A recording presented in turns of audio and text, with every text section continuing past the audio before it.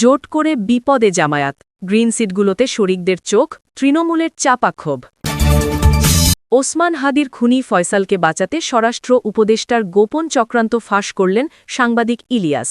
বের হয়ে আসলো চাঞ্চল্যকর সব তথ্য। এতক্ষণ শুনছিলেন সংবাদ শিরোনাম, এখন থাকছে বিস্তারিত। আসন্ন ত্রয়োদশ জাতীয় সংসদ নির্বাচনকে ঘিরে রাজনীতির মাঠে তোলপাড়। জামায়াতে ইসলামীর শতাধিক আসন ছেড়ে দেওয়ার প্রস্তুতি এবং চরমোনায় পীরের দলের সাথে গোপন সমঝোতার গুঞ্জন। জোটের স্বার্থে কি নিজের পায়ে কুড়াল মারছে জামায়াত, নাকি এর পেছনে রয়েছে ভিন্ন কোনো মাস্টার প্ল্যান? কেন দলের তৃণমূল নেতাকর্মী এবং ছাত্র শিবিরের মধ্যে ছড়িয়ে পড়েছে তীব্র ক্ষোভ? আজকের এই ভিডিওতে আমরা উন্মোচন করব নির্বাচন ও জামায়াত জোটের পেছনের সেই সব অজানা নাটকীয়তা, যা মূলধারার সংবাদ মাধ্যমেও হয়তো আপনি পুরোপুরি জানতে পারেননি। ভিডিওটি শেষ পর্যন্ত না দেখলে রাজনীতির এই জটিল দাবাচাল কিছুই বুঝতে পারবেন না। ত্রয়োদশ জাতীয় সংসদ নির্বাচনের দামামা বেজে গেছে। রাজনৈতিক দলগুলোর মধ্যে চলছে শেষ মুহূর্তের হিসাব নিকাশ। বিশেষ করে ইসলামী দলগুলোর জোটবদ্ধ নির্বাচন এবং আসন ভাগাভাগি নিয়ে যে নাটকীয় পরিস্থিতির সৃষ্টি হয়েছে, তা সাধারণ ভোটারদের কপালে চিন্তার ভাঁজ ফেলেছে। আপনারা ফুটেজে দেখেছেন নির্বাচন কমিশনের ব্যস্ততা এবং বিভিন্ন দলের মিছিলের দৃশ্য, কিন্তু এর আড়ালে ঘটে যাচ্ছে অবিশ্বাস্য সব ঘটনা। সবচেয়ে বড় খবর হল জামায়াতে ইসলামী এবং অন্যান্য সমমনা দলগুলোর মধ্যে আসন সমঝোতার বিষয়টি। জামায়াত অনেক আগে থেকেই মানসিকভাবে প্রস্তুত ছিল যে একটি বৃহত্তর জোট গঠনের স্বার্থে তারা তাদের শতাধিক আসন ছেড়ে দেবে। সেই পরিকল্পনা অনুযায়ী 11 দলীয় নির্বাচনী সমঝোতার ঘোষণা আসার পরপরেই দেখা গেল বেশ কিছু আসনে জামায়াত তাদের দলীয় মনোনয়ন জমা দেয়নি, অর্থাৎ তারা কথা রেখেছে। কিন্তু রাজনীতির মাঠ কি এতই সরল? নাটকীয়তা শুরু হয় যখন দেখা যায় 10 দলীয় জোটের ঘোষণার পরেও জামায়াত এবং ইসলামী আন্দোলন বাংলাদেশ উভয় দলই বিপুল সংখ্যক আসনে মনোনয়নপত্র জমা দিয়েছে। পরিসংখ্যানটি শুনলে চমকে যাবেন। 11টি দল মিলে 300 আসনের বিপরীতে প্রার্থী দিয়েছে 7 শতাধিক। এর মধ্যে জামায়াতে ইসলামী একাই জমা দিয়েছে 276টি এবং ইসলামী আন্দোলন বাংলাদেশ জমা দিয়েছে 272টি আসনে। প্রশ্ন হল, যদি সমঝোতাই হয়ে থাকে তবে প্রায় প্রতিটি আসনেই প্রার্থী কেন? আসলে এখানেই রয়েছে রাজনীতির আসল ম্যারপ্যাচ। জামায়াতে ইসলামীর আমির ডাক্তার শফিকুর রহমান এক সংবাদ সম্মেলনে 11 দলীয় নির্বাচনী সমঝোতার ঘোষণা দেন। এই জোটে নতুন করে যুক্ত হয়েছে কর্নেল অলি আহমেদের এলডিপি এবং জুলাই বিপ্লবের নেতৃত্ব দেয়া তরুণদের দল জাতীয় নাগরিক পার্টি এনসিপি।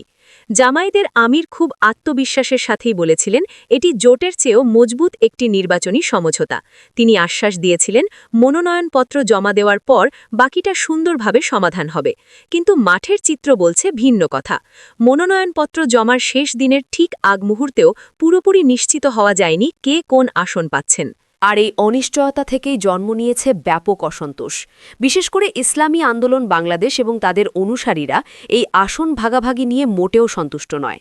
দলটির সিনিয়র নায়েবে আমির মুফতি ফয়জুল করিম প্রকাশ্যেই ক্ষোভ ঝেড়েছেন। তিনি দাবি করেছেন 143টি আসনে তাদের দলের অবস্থান এই ক্যাটেগরির, অর্থাৎ তারা মনে করেন এই 143টি আসনের জয়লাভ করার মতো সক্ষমতা তাদের আছে। অথচ সমঝোতার টেবিলে হয়তো তাদের এর চেয়ে অনেক কম আসন অফার করা হয়েছে। দর্শক, রাজনৈতিক মাঠের এমন সব এক্সক্লুসিভ বিশ্লেষণ এবং ভেতরের খবর নিয়মিত পেতে আমাদের চ্যানেল এখনই সাবস্ক্রাইব করে রাখুন। ফিরে আসছি মূল আলোচনায়। ইসলামী আন্দোলনের এই অসন্তুষ্ট আছেই, তবে আগ্নেয়গিরির লাভা জমেছে খোদ জামায়াতের ভেতরে।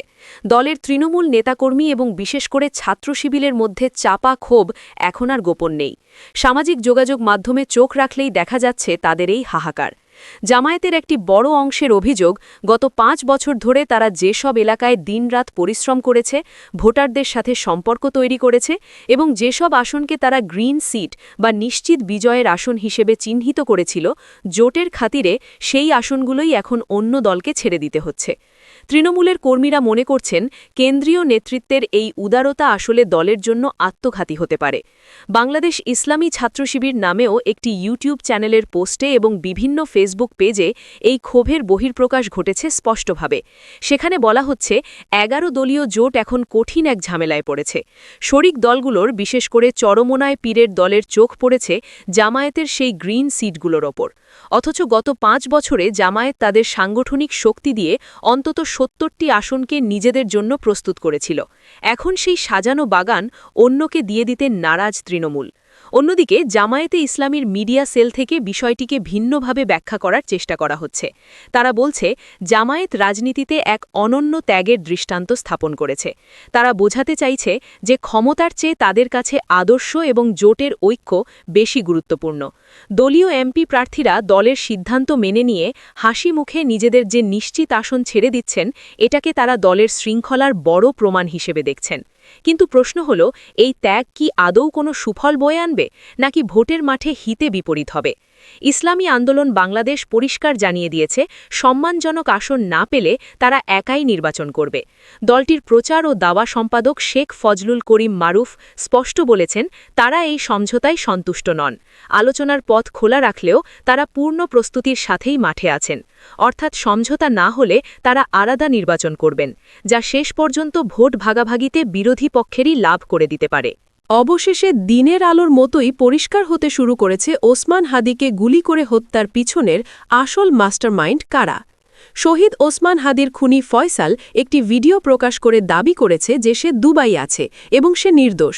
ভিডিওটি দেখে অনেকে আবেগে আপ্লুত হয়েছেন, কিন্তু থামুন, আবেগের আগে বিবেককে কাজে লাগান। আমাদের হাতে আসা প্রমাণ এবং সাংবাদিক ইলিয়াস হোসেনের ব্রেকিং নিউজ বলছে ফয়সাল দুবাইতে নেই, সে মিথ্যে বলেছে। অনলাইনে চেক করে দেখা যাচ্ছে ফয়সাল যে ভিসা দেখিয়েছে তার status file closed. File closed মানে সে দুবাইতে ঢুকতে পারেনি অথবা তার ভিসা বাতিল হয়েছে, অর্থাৎ সে দেশেই কোনো নিরাপদ আস্তানায় বসে দুবাই নাটক সাজাচ্ছে। এদিকে সাংবাদিক ইলিয়াস হোসেন এবার সাফ জানিয়ে দিলেন যে ওসমান হাদির খুনি ফয়সালকে ডিওএইচএসের একজন ব্রিগেডিয়ার জেনারেলের বাসায় রাখা হয়েছে এবং সেই ব্রিগেডিয়ার জেনারেলের বাসায় অভিযান চালাতে চাইলেও পুলিশকে অভিযান চালাতে দেয়া হয়নি, তাদেরকে বাধা দেয়া হয়েছে। তিনি আরও জানান, দেশকে নিরাপদ করতে যেয়ে যে শহীদ হল, তার খুনিদের কেন এই সরকার নিরাপদ আশ্রয় তৈরি করে দিচ্ছে। শরীফ ওসমান হাদি হত্যাকাণ্ডের ঘটনায় বেরিয়ে আসছে একের পর এক চাঞ্চল্যকর তথ্য। ওসমান হাদি হত্যার ঘটনায় মূল ঘাতক ফয়সাল নয়, এবার সন্দেহের তালিকায় ভেসে আসছে বিএনপি নেতা মির্জা আব্বাস এবং উপদেষ্টা পরিষদের অনেকের নাম। হাদি হত্যায় প্রত্যক্ষ এবং পরোক্ষভাবে এমন সব রাঘব বোয়াল এবং হাই প্রোফাইল ব্যক্তিদের নাম উঠে আসছে যা শুনলে আপনারা কল্পনাও করতে পারবেন না।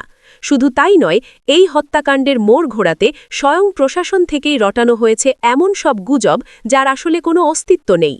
দর্শক, আপনার কি মনে হয়, ফয়সালের খুনিকে বাঁচাতে কোনো মাস্টারমাইন্ড থাকতে পারে? এখানে কি বিএনপি তাদের নিজেদের স্বার্থে চুপচাপ আছে, নাকি এর পেছনে অন্য কোনো রহস্য লুকিয়ে আছে, নাকি অন্তর্বর্তীকালীন সরকারের কোনো চক্রান্ত? আপনার মূল্যবান মতামত কমেন্টে জানিয়ে দিন।